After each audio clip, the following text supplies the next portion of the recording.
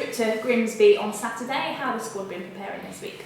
Yeah, we've had a good week preparation actually. I feel like there was loads to learn from Saturday's game against Barrow.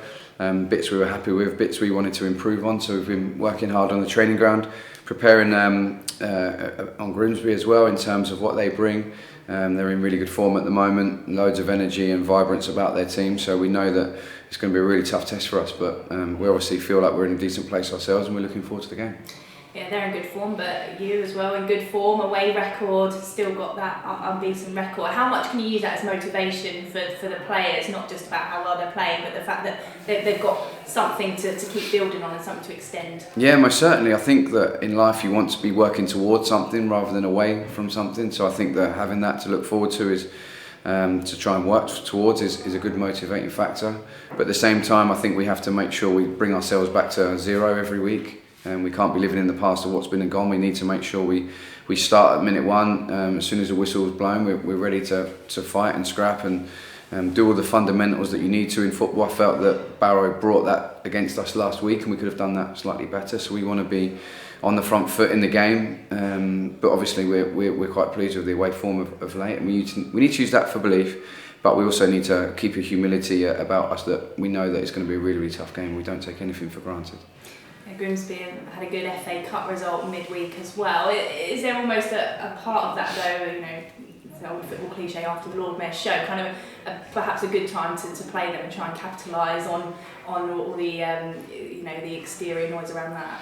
I think we discussed a similar scenario last week about Barrow, who'd just been beat away at Carlisle, and obviously they brought energy from the first minute on Saturday, and they were fighting and scrapping for their manager and to get themselves out of a place they didn't want to be in. So you can never tell. I think that obviously we know Grimsby are in a really good spot. We know that they're playing well at the minute, and we know the qualities that they bring. But like I say, we have to just make sure that we play the game in front of us, not the occasion of what's been and gone. Thinking back to the Barrow result at the weekend, getting that late equaliser, it struck me you haven't had a lot of draws in your time at Colchester United so far, but the ones you have had, you've managed to come from behind and perhaps could have even won those games at times. So it's all about the attitude and the performance of the players as well, isn't it? Almost certainly so, yeah. I think that we're obviously really pleased with getting the late equaliser, but we felt that we'd made enough chances to score one earlier on. I don't think that a draw was unfair on us in any which way. I think we were fully deserving of the draw at least. You know, had one of the earlier chances gone in, we fancied ourselves to maybe go on and win the game even. So whilst it wasn't one of our most fluent performances, I think that we still managed to create enough chances to win the game. So we're really pleased with the draw. And like you say, the most pleasing part of it is the fact that certain aspects were going against us in terms of not getting that equalised, but the boys kept believing, kept plugging away. I think the team spirit they're showing at the minute, the resilience to keep going when all is not well. Even week before at Hartlepool we concede but find a way to score the winner. But also the atmosphere in the ground really pleased me on Saturday. I'd like to say thanks to the supporters in terms of their buy-in for the players. You know, behind that goal, it really feels like they're sucking the ball into the net at times. We get a real energy about our second half attacking the end. So thanks to them for staying with it and keep driving the boys on with their voices, because I feel like it made a massive help for them on Saturday.